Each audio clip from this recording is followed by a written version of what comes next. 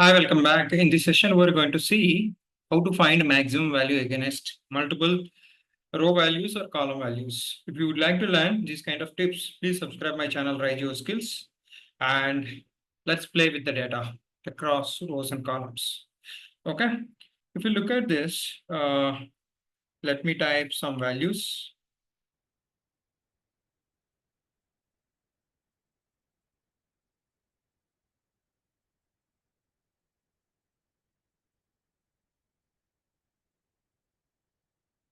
Okay, so I would like to find you.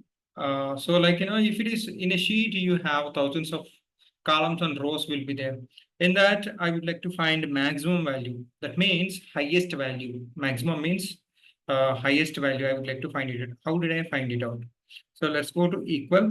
There is a one formula called max. Okay, let's come here. Select all values. It's simple.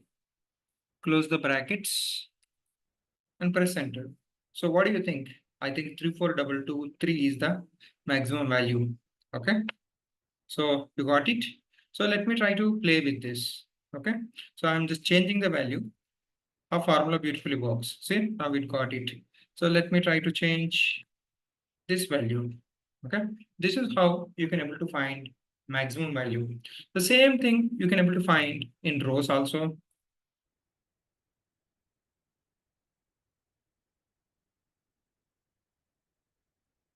So let's put this formula here.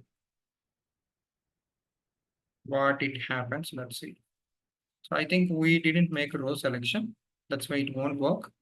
So let's go to max again. Let's come here. Let's try to make a selection of this row. Let's close the brackets. What did I press actually? Oh, press this one as plus. So let's edit this. Press enter. So now you can find this the maximum value. Like this, you can able to find it out. Let's see. Let's catch up in next session to learn further. Till the time. Goodbye. Have a great day.